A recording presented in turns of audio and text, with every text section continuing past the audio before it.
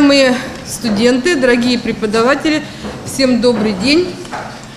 В эти дни с визитом в нашем университете работает делегация из университета побратима города Тромсё. Это самый крупный и самый северный университет в мире.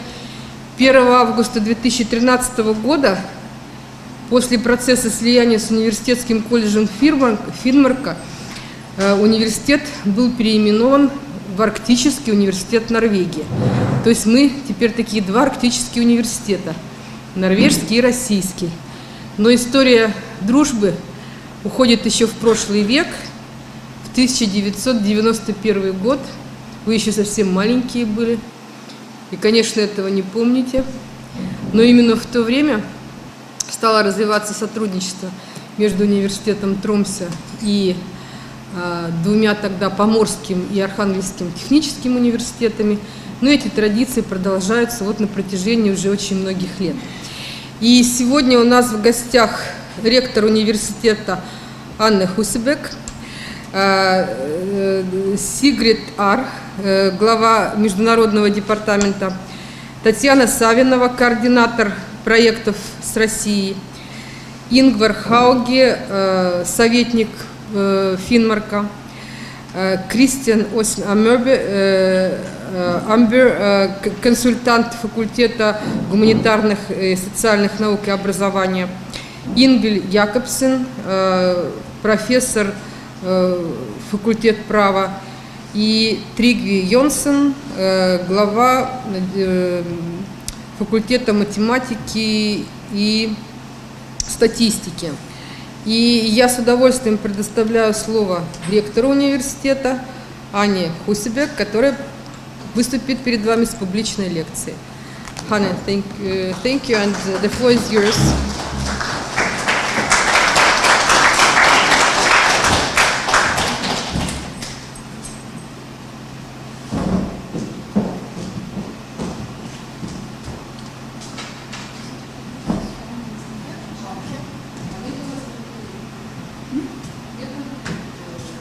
So I will be here? Yeah. So is it bothering? No, it's okay. Good afternoon, everybody, and thank you for the opportunity to talk to you and to describe our university, the Arctic University of Norway. I'm sad that I cannot present in Russian, but I will try to be speaking slowly in English, and I suppose that you can understand English very well, perhaps better than me. I have to tell you the story of myself. I came to Tromsø, far north in Norway, from the capital Oslo in 1975 as a medical student. At that time, the university was brand new. It was a university with very politically radical professors, and our curriculum was read, and it was sort of signaling the political left-wing University of Norway. But the professors were very eager to give the best they had to the students, and I had 6 lovely years at the Faculty of Medicine. And after finishing my medical education, I worked as a physician for 1.5 years, and then I went into science. Actually, I had taken 1 year off my studies and started doing research already as a student, and that was very, I liked it a lot. And I had a fellowship and was created PhD some years later. Also, I worked as a physician in the university hospital in the specialty of immunology and transfusion medicine. My research went on. I was in the US for 2 years, and then another 2 years later on in other countries, and I became a professor of immunology in the early 2000s. The field of research is actually the fetal-maternal interface, which is the interface between the fetus and the mother in pregnancy. Pregnancies are almost always they can be done, and they will result in a healthy fetus and a healthy mother. But in some cases, the mother sort of reacts to the fetus during pregnancy, and she makes antibodies that can attack fetal cells. And in my project, the fetus become thrombocytopenic, have very little platelets, and they can bleed, especially in the brain. So the intention was to try to understand what happens in the mother and the fetus, and of course try to prevent that it happens. And now I am sort of on the other side. We have created a company making a vaccine that is now in clinical trials in order to find out whether the bad situation can be prevented. So I think that I represent both a student from the or not from the north, but in the north. I represent someone that went into research at an early stage, and going all the way from very, very basic immunological research into what can be beneficial for fetals or actually pregnancies. So this is the background. The University of Tromsø was created in 1968, actually. That was when the decision in the Norwegian government was made that the university should be created. It was a lot of discussions whether this was a good idea or not. Because in Norway, they thought that people wouldn't stay that far north, at least not professors and perhaps not students. So it was sort of a pilot, and they should see what happened. It was a success, and what we have done in the north is both to make good candidates from university studies. We have created good competence for the local region, and we have also created candidates that can work in other places in Norway and also all over the world. And some of our research results is also international interest, of course, and has made important progress in the world as such. So I think the story I'm going to tell you is a story about a university that was founded based on the need for a regional development, not only with candidates with higher education, but also with the competence that the university could create as such based on research. So I think there is a lot of similarity between your university in Arkangels and our university in Tromsø, Norway. And there are a lot of stories with interchange and collaboration in projects that we have heard about today and that you may know about. The language is, of course, sort of a barrier, but since so many Russians and Norwegians know English these days, I think that is not a barrier either. And we have just heard and realized that in this university, 60 master programs are taught in English. So this is a good basis for collaboration, and we have a lot of English taught programs in English also in our university also. Some of you may not be aware of Tromsø as a city. It is a city far north of this actual 69 degrees north. Look at the map and see. It's a fairly old city, but was a small city until the university was founded. And the university has created a lot of development in the area. It is based mainly on an island in a fjord. It has a population of, I think, almost 75,000 now, and in addition there are 10 to 12,000 students. It used to be a fishing village. Now there is a lot of activities created based on interventions in the university, and biotech is in particular what we are aiming at in Tromsø. The university and the university hospital are the main places where people work. The area of the north, as it is in Russia, is rich in natural resources. Oil, gas, minerals, and also fish. And aquaculture is a big developing activity in the north of Norway. As you are located quite close to the Arctic area or in the Arctic area, we know that climate change will affect us more than other places on Earth, And this will probably also change the location for aquaculture, which used to be more centralized further south in Norway. It's moving north, and we have to pay attention to all businesses that are working towards north, because we need to create candidates that can fulfill the requirements for employees.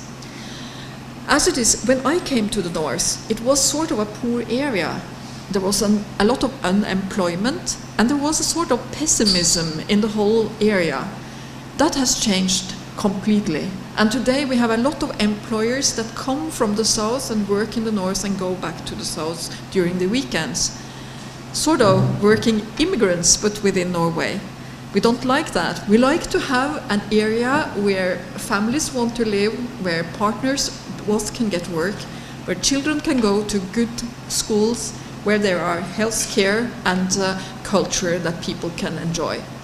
So the idea of a university is both to create good communities to live in, and based on that, business development. Okay, which is make this area sustainable.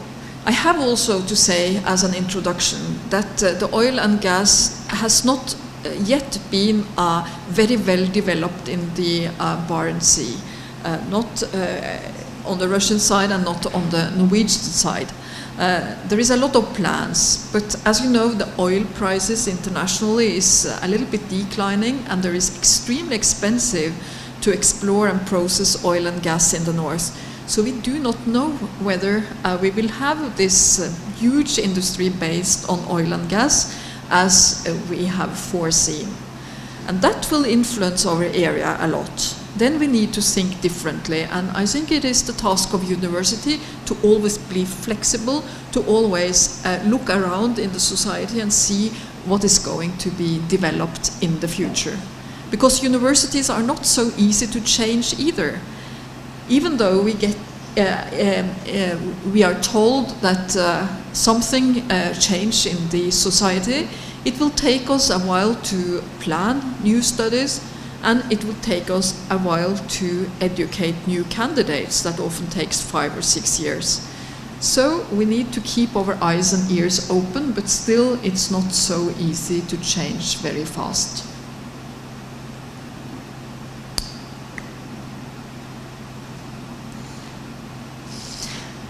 The University of Tromsø was founded in 1968, as I told you, and the first student came in 1972. Now we have 5 campuses in the north based on 2 merges with university colleges. So in 2009 we merged with the University College of Tromsø, and in 2013 with the University College of Finnmark, which is even further north, the northernmost county in Norway. So this means that we have students in 5 locations: in Kirkenes at the border of Russia, in Hammerfest, which is actually the main production site for liquid natural gas in Norway, in Alta, which used to be the main campus of the University College of Finnmark, in Tromsø, and we have people being educated as pilots in Bardufoss. This is a very small campus. We are located in an area with very rich in natural resources, but we have also another focus that we need to pay attention to all the time. We live in the area of Norway with an indigenous population, the Sami people. The Sami people are traditionally reindeer herders. They have small farms, they have done some fishery. And Norway has a very good law for indigenous people, saying that they should keep their language and culture as a specific group in Norway. They have their own parliament, and and in order to keep their cultural language, it's also important that universities pay attention and give education that is produced to do that. So even though there is a Sami University College, in Finnmark, the northernmost country, we do also have both language and culture studies for Sami cultures in our university. It is among almost 3,000 employees, more than 12,500 students, and we have an increment in students coming to our university every year. So that is good. We have a relatively good economy, and we have a number of PhD students that take their exam every year. The location in the north makes us be at the border of Russia, where east meets west. That creates a lot of opportunities for good collaboration, and I will show later that we do collaborate a lot with Russian institutions. And we have always have a friendly relationship across the border. It was sort of closed in the Soviet time. It is now more open, and people living on both sides of the borders do not need a visa to cross the border. I need a visa, but not people living in the area. We have a lot of Russian students coming to our institution and a lot of common projects. We also live in an area with many molecules which could have a potential for biological activity. And we look for such molecules in the Arctic Ocean, on the floor of the ocean, and in the water, and in the fish and animals living in the water. And we have a bioprospecting project that aims at both characterize and make molecules with biological activity, such as enzymes, but also pharmaceuticals, which could be the cure of cancer, but which could also be of interest for treating infectious diseases and other diseases. We do live, all of us, in areas with a lot of wilderness, and many people seek wilderness as tourists. And the tourist economy of Norway is quite big, and in particular in the north. We used to have a lot of tourists who came to experience the midnight sun in the summer. Now it has turned to be more interest in the northern light. So we have lots of tourists coming in to experience the northern light. And tourism is also a big opportunity for Svalbard, for Spitsbergen, where we have Russian and Norwegian community living side by side. And in our campus in Alta, there is a big focus on Arctic tourism. And I think this is an area that will be more and more interesting. You may know that a lot of tourists from Asia come into Finland, to Helsinki, and they do things in Finland. For instance, they visit Rovaniemi and Father Christmas. We would think that these tourists also could be distributed more in the northern area, maybe also to Russia, but at least they could have experiences related to the Arctic area, both in Spitsbergen and maybe also in the mainland somewhere. So this is something we look into. And we have a new head of the Institute of Tourism in Alta, coming from Korea actually. So she knows a lot about what Asian tourists like to experience. We are rich in natural resources. Oil and gas is mentioned on the slide, but we do also have rich fisheries. And we need to look carefully at the balance between fisheries and exploration and processing of oil and gas, and also minerals. In the north of Norway, we do not have a lot of mineral industry as it is for today, but there is a lot of resources, and they may be used in the future. It is also foreseen that there is a lot of minerals on the sea bottom, which could be used in the future. That could also influence the natural life in the ocean, so we need to pay careful attention also to the ecology where we influence it by modern business. We live in an area with clean food, and fish I've already mentioned. Reindeer and reindeer herdery is another area that is of interest, and we live in an area with a lot of climate change. I mean, we have to relate to the climate change. We know that change will take place, and we think of it as the melting Arctic, for instance. But also climate change can make good things in this region.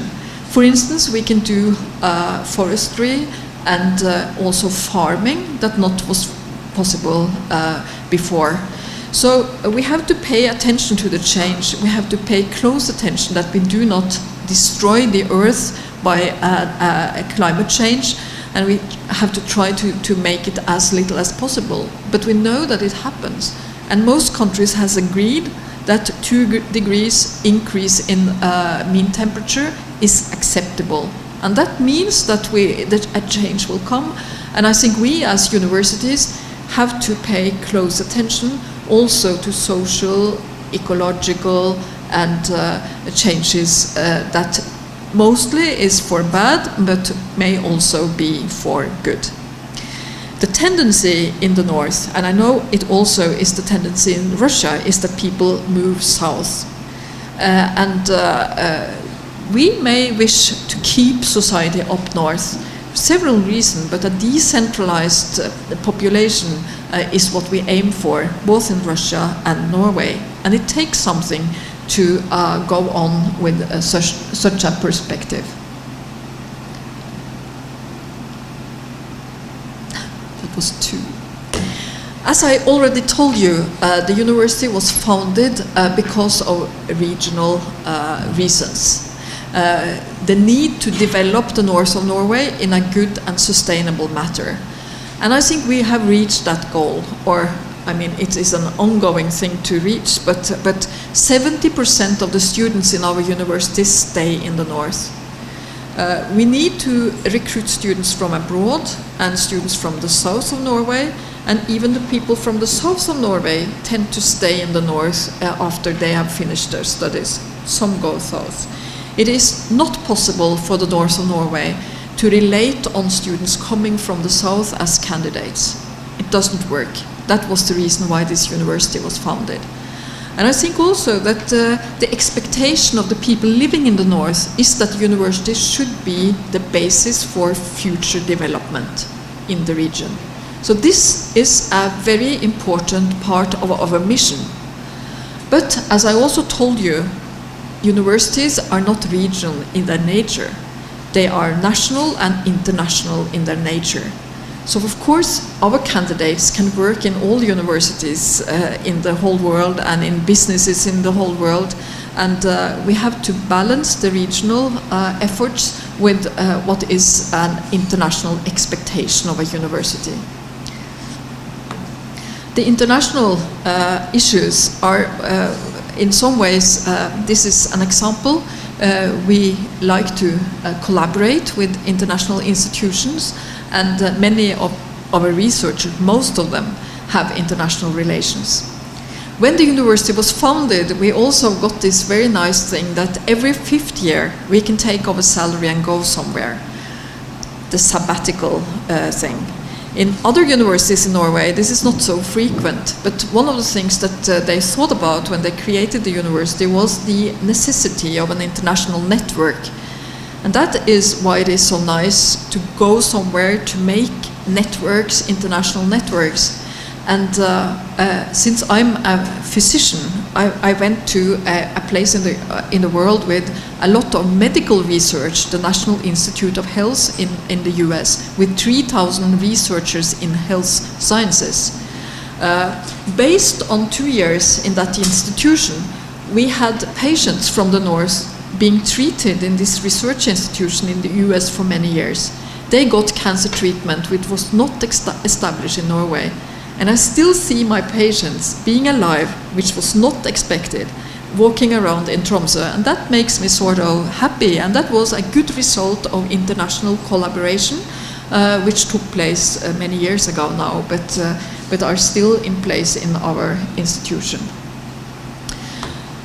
Our university has a broad number of issues that you can study. All the classical discipline topics that are taught in all classical universities we can find in Tromsø. But with the merge with the university colleges, we have also have a lot of educations that are normally taught in university colleges. The merges has made us more focused on education as such.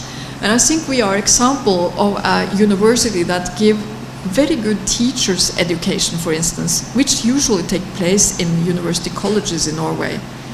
In Norway, the teacher education is usually 3 or 4 years, 4 years. In our institution, we have piloted a 5-year master education for teachers at all stages, which is similar with Finland. And maybe last year you heard a presentation by the rector in Oulu, and he has this sort of education. In Norway, this will be the teachers' education in all places from 2017.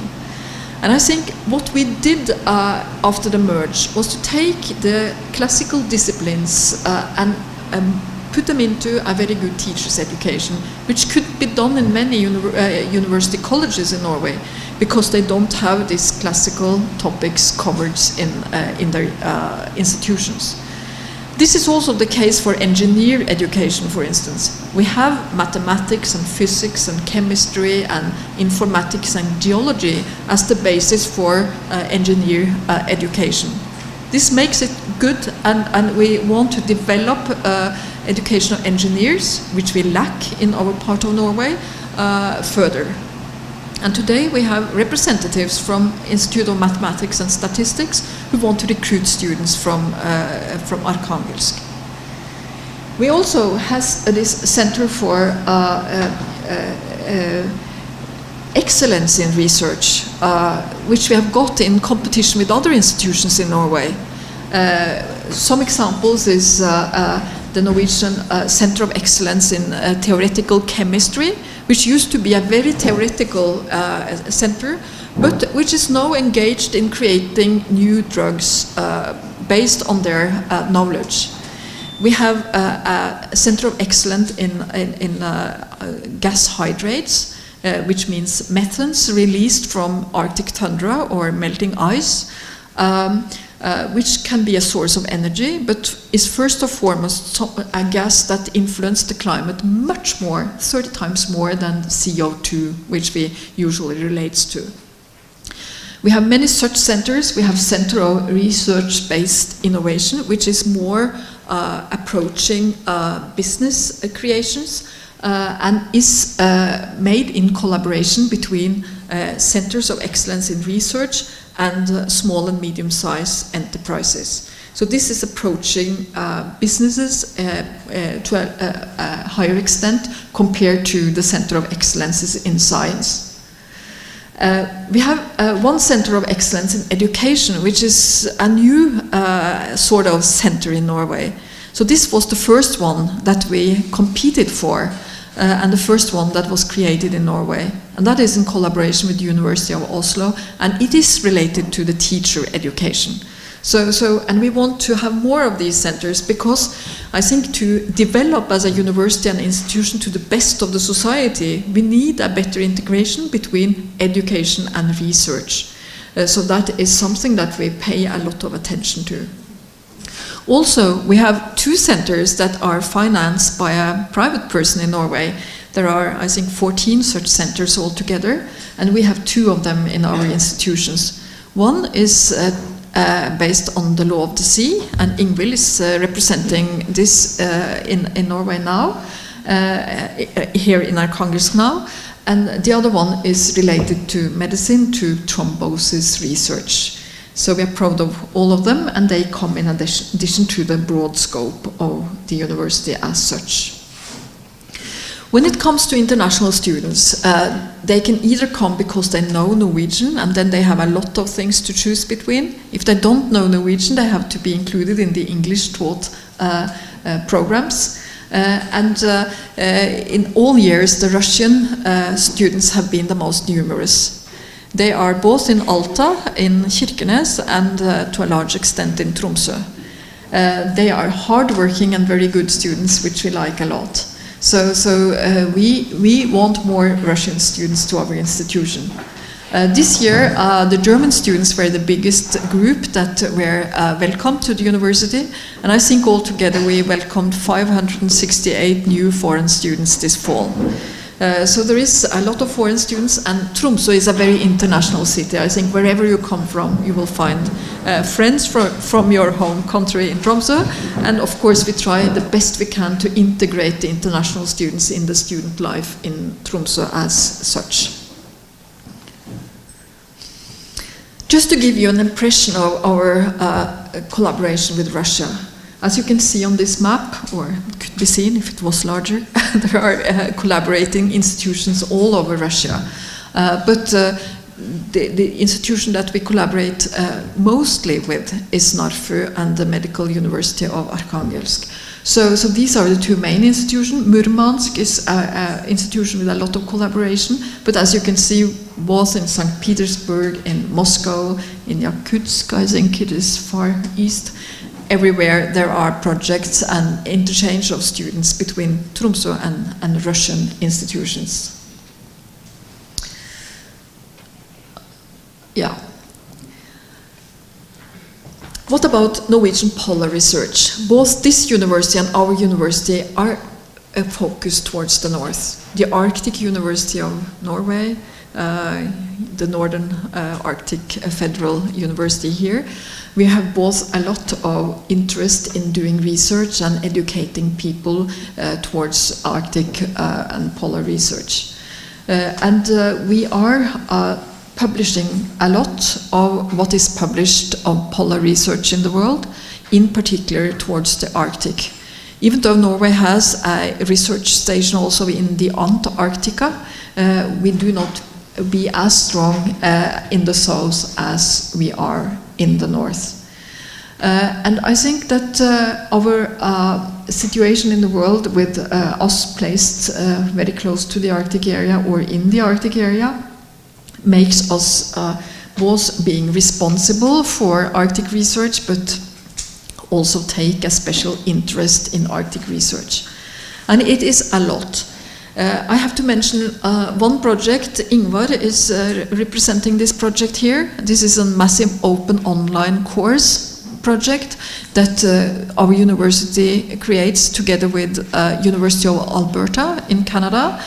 It is a MOOC which is called Melting Arctic. And if you look at the different parts of this MOOC, you can find a lot of different areas covered. So I think that this MOOC will both be interesting when it is finished, and I don't know when it's planned to be finished, Ingvar? First part will be finished August next year. August next year. And within this program, I think everyone, every topic, every part of the university can find interesting parts that can be used in the teaching or by the students themselves, because this is a program that you can easily access.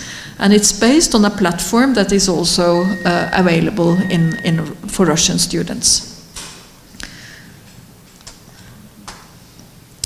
If you look at the number of researchers in our university that has Arctic as a full-time activity, it is a high number, more than in institutions, other institutions in Norway.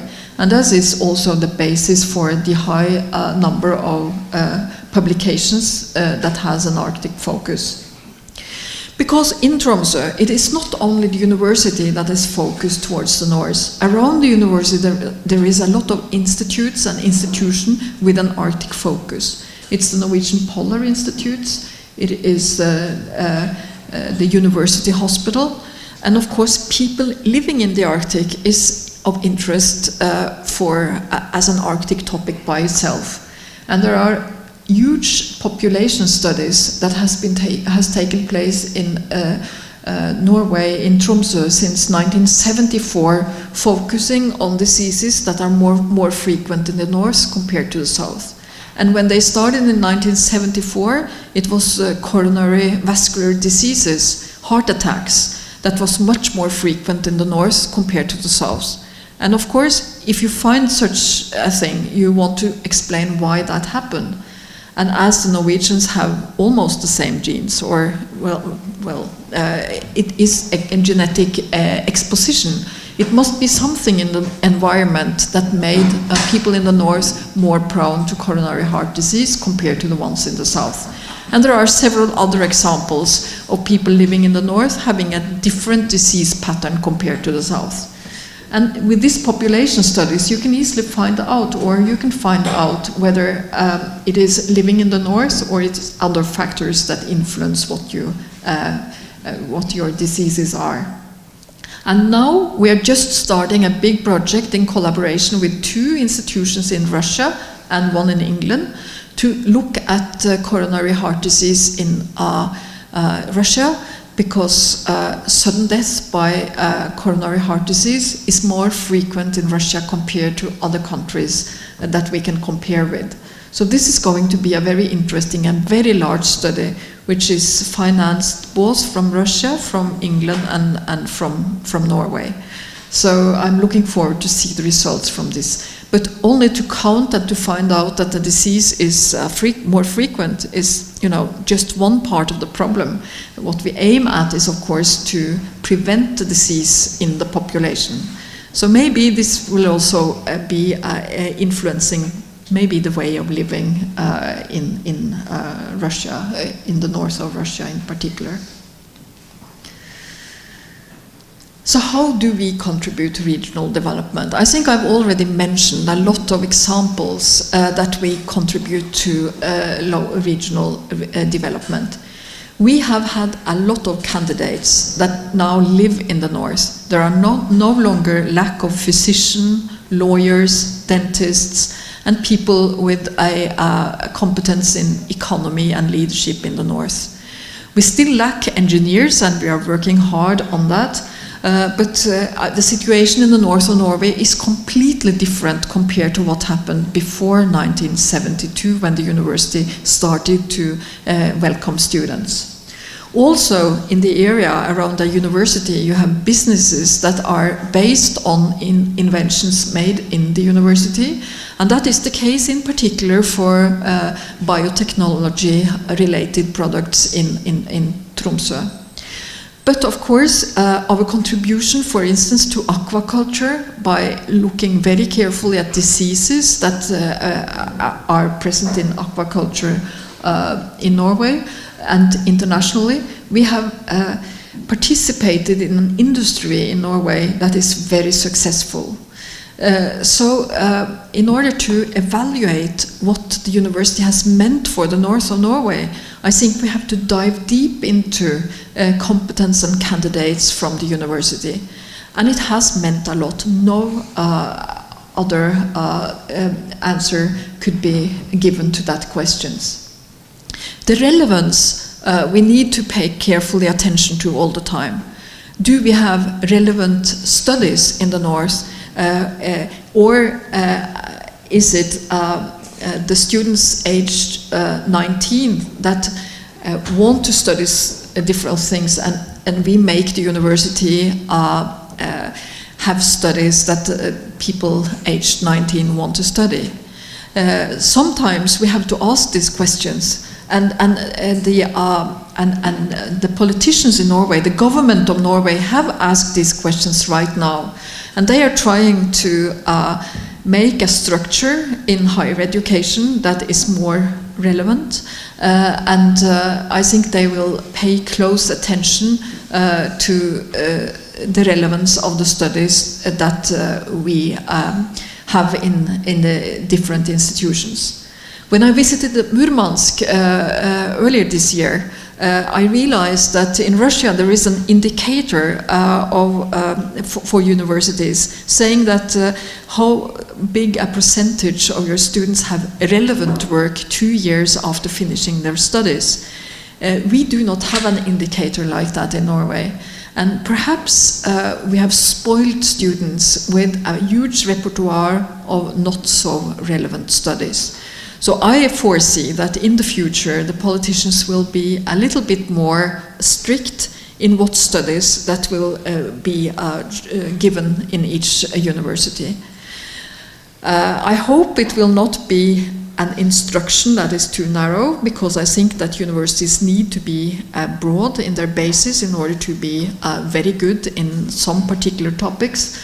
But I foresee that we will be instructed to a larger extent than we have been instructed today.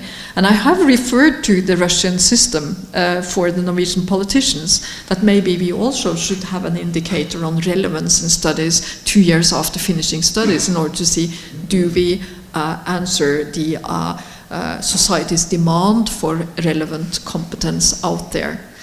And in our university, we have made a dialogue with the society. We have created an office where businesses and also public institutions can go and say, well, we want students for internships, trainees. We have topics relevant for bachelor and master students and also PhD students.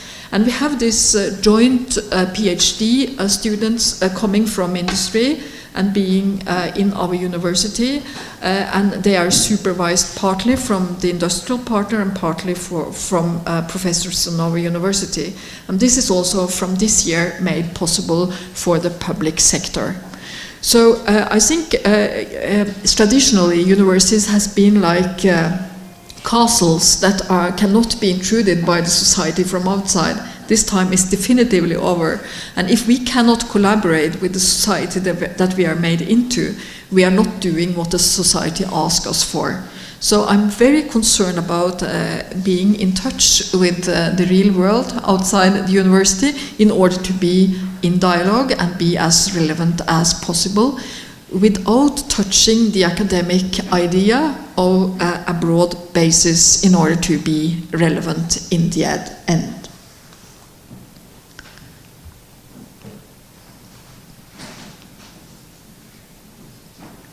So this is the columns education and research, and to mix the two parts of our of the institution and make it both relevant and good for the society outside the university. In order to meet the demand of the university, we have made a new strategy. That was two. And the new strategy is different from the strategies we have had before. And this is also an example of how we try to meet the expectations in the society in the main topics of research in the university. Usually, medicine has had their medical research, and linguistic have had their linguistic. All the different parts of the universities has by themselves made project which is more or less relevant to the society. I think that the programs, both in the Norwegian Research Council and in particular in the Horizon 2020 in the European community, we have seen that there is not disciplinar focus in research. It's interdisciplinar.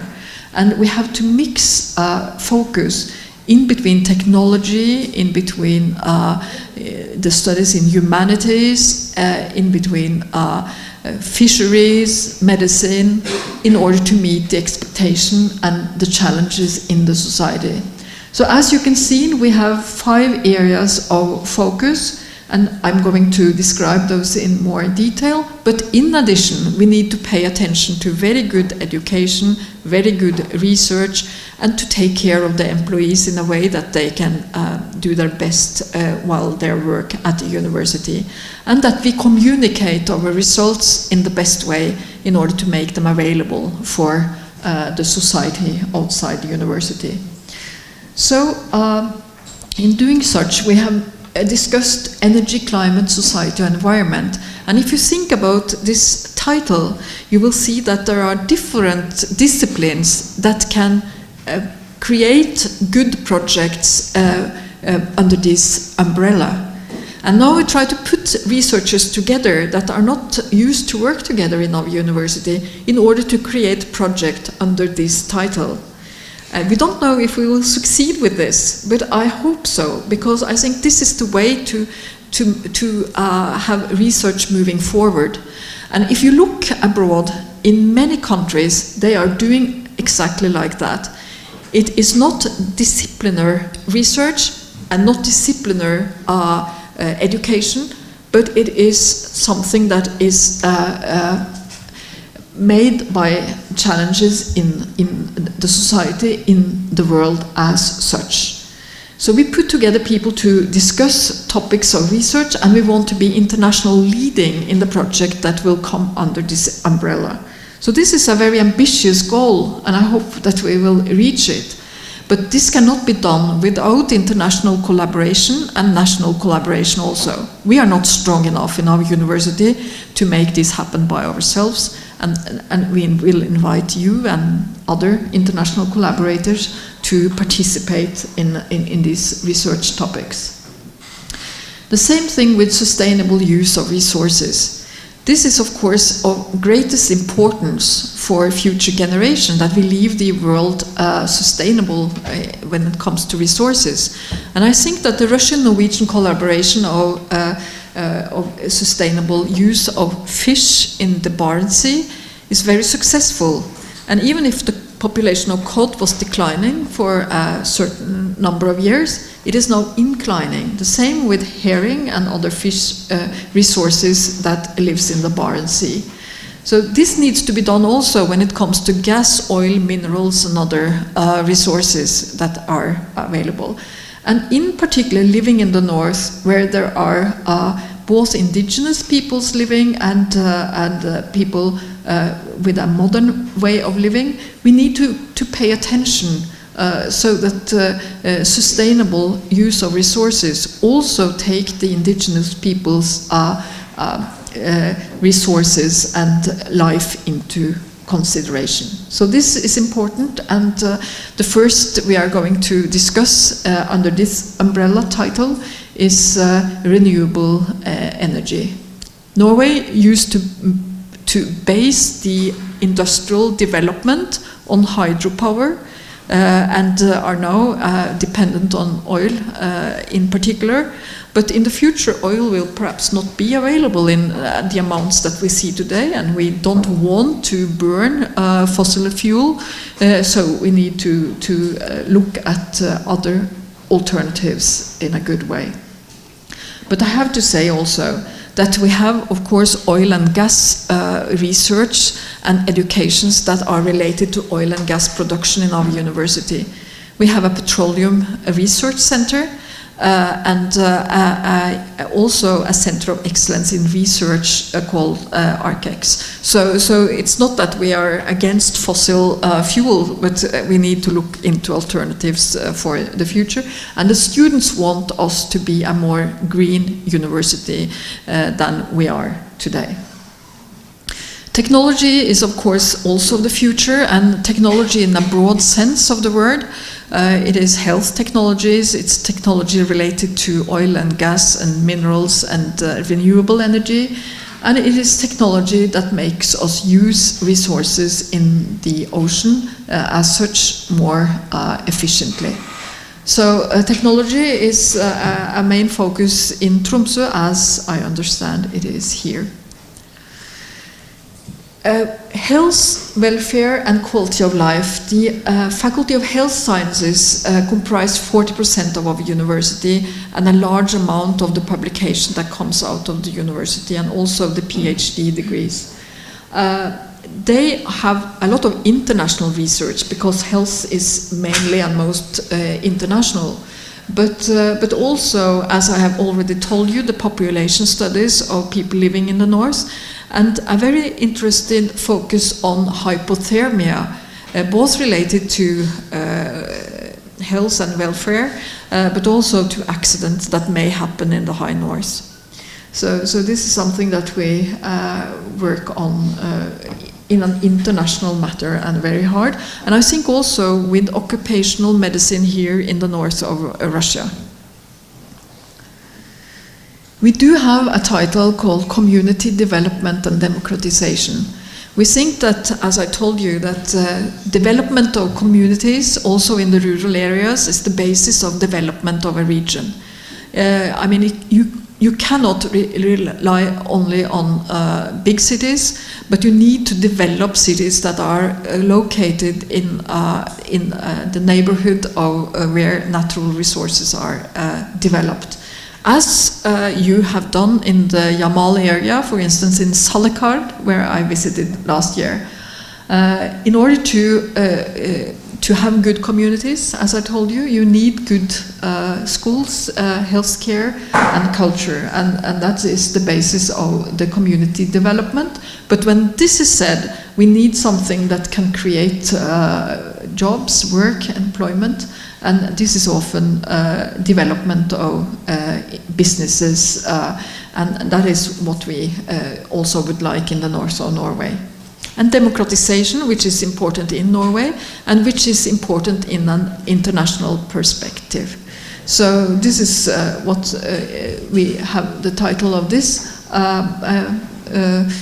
umbrella, and we will see what sort of projects that will be developed in the near future. When it comes to infrastructure, I think that the university is relating on infrastructure in a lot of topics that are covered. And this is the new technology building, which was just opened. It's not officially opened yet, but the students moved in August. Has a lot of very good simulators and equipment which is used by the engineer students in collaboration with the people from mathematics, statistics, physics, chemistry, informatics and geology. So this is a very proud new building in the university, and we are about to get a new building related to Faculty of Health Sciences with also very modern and sophisticated infrastructure when it comes to research. So I'm very much looking forward to that.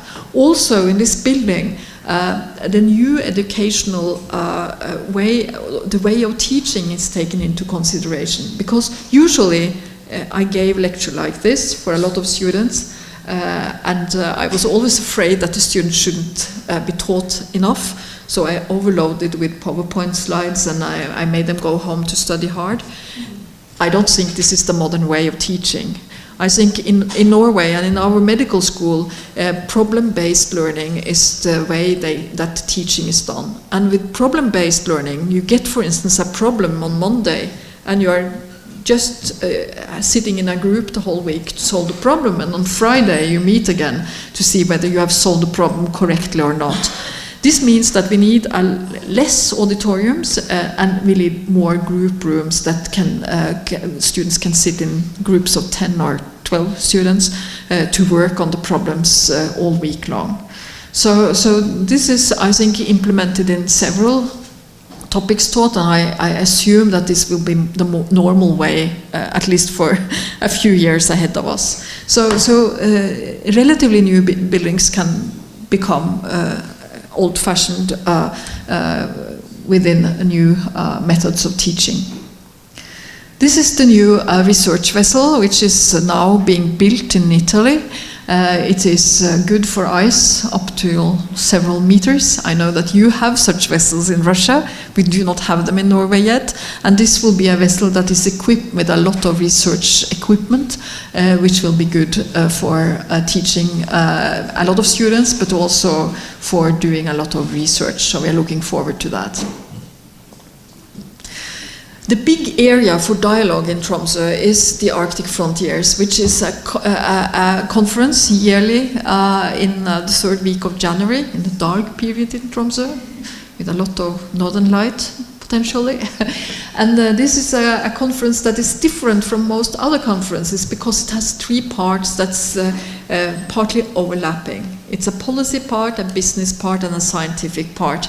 And it's also focused on young leaders, emerging leaders. So it has a program for young, talented students that can come there some days before, go along the coast with a boat, and being mentored by experienced professors in order to be even better emerging leaders. And they will also present on this conference what they have.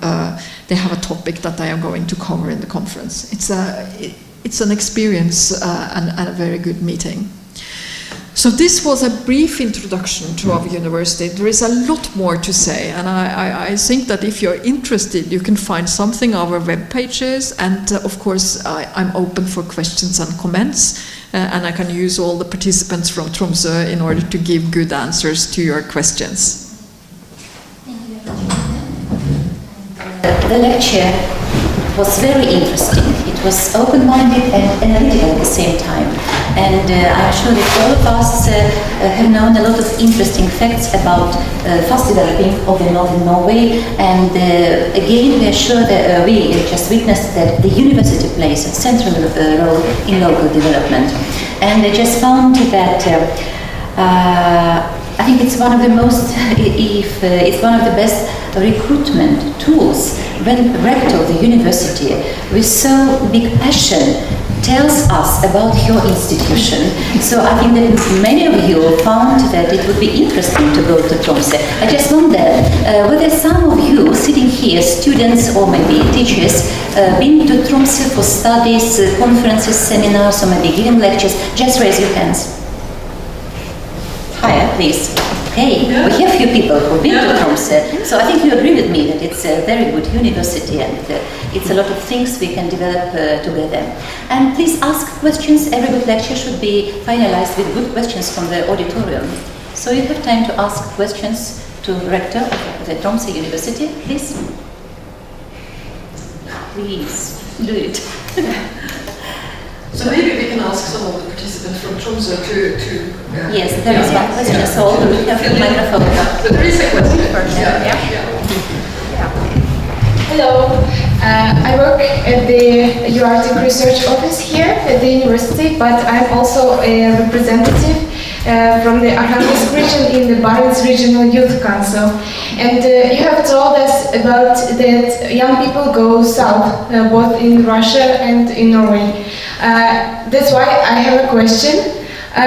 What do you think about the situation if the young people can't find the opportunities after the graduation of the university to find a good place to work at the same area?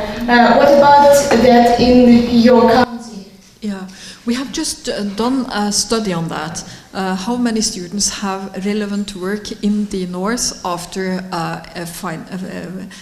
finishing their studies?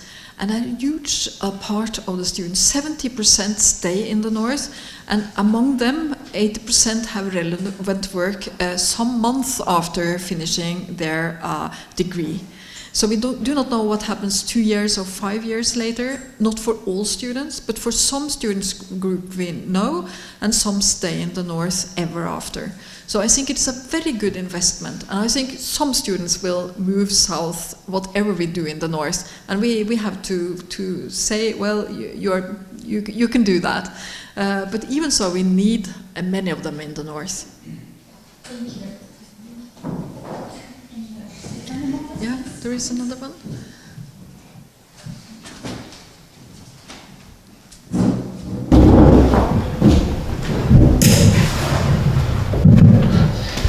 Thank you very much. My name is Ardi. Oh, okay, sorry.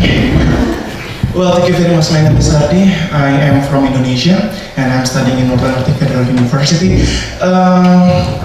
Now I'm taking master degree in European studies, especially focus on Arctic. And then talking about that, I think I'm the first one from Indonesia who are really interested at that issue. And then talking about that thing also, actually I'm interested in studying continuously. I mean, taking PhD in University of Tromsø, focusing for that Arctic, because I'm thinking that Arctic is a really huge abundance of the potential natural interest and something and so on. And then my question is, in Norway, especially in Tromsø, is there any organization, international organization, or maybe research center that I am able to have more knowledge about, to improve my knowledge, or maybe to work there or something in University of in Tromsø area? And then the second is there any possibility for PhD student for having a job in your country? Thank you very much. Yes, the question is yes. First of all, there are international organizations in Tromsø. The Arctic Council has their permanent secretariat in Tromsø, and now also the Arctic Business Forum will have their permanent secretariat in Tromsø. In the university, there is a lot of possibilities for PhD students who want to come and study Arctic topics. That is within the humanities, within technology, within medicine, within many different fisheries and things like that. So if you're interested, I think you will find something of interest, because we have a broad scope of topics. So you should really try to look at the web pages or get in touch with us, and we will guide you to a place that you will be pleased to be.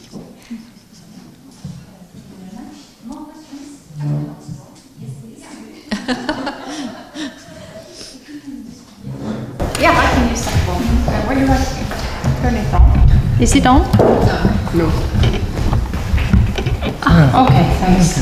Yeah, well, I can just imagine being a student here in this room, and I would have some questions concerning a stay in Tromsø.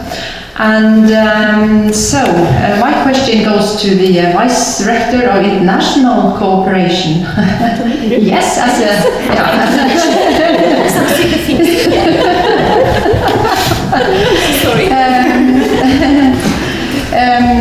If I, as a Russian student, go to Tromsø and as an exchange student, would I have my credit transferred into the NARFU diploma? Absolutely. Yeah. So when it comes to recognition on institutional level, everything is in place here. When the Federal University was established, the first thing we started to change, we wanted the students avoid double workload. So when students come for studies abroad, he has a permission from his own faculty that his studies in a foreign university will be recognized here. So he's filling in application form and the credit transfer. So it's okay, no problem. That's perfect. So that's a good income. And a second question. Would I have like any kind of financing from this side? Yes, we have a financing system. So first of all, we still have many scholarships from Norwegian partners, and I just take this opportunity to thank University of Tromsø for 20 years support of a program which is called Account with Tromsø. This is for bilateral exchanges. And since we got the status of a federal university, we got extra funding, which is called Development Program. So we have special money to support students to go to study abroad, and we give a lot of travel grants and support students to study not just in Norway, but in Fairbanks and Memorial University in Canada. Of course, this is on competitive basis. Students should compete to get money, but it's absolutely possible today. Thank you. Thank you. More questions? If no, I just recommend you to enter the website of Tromsø University to come to the international office to get more information about studies there. And I would like just to finish this part of the program and to give these flowers, not just from myself, but from NARFU Rector, from all of us students of the Northern Arctic Federal University and teachers, to Anne for her excellent contribution into the cooperation between our universities. Thank you very much. Thank you.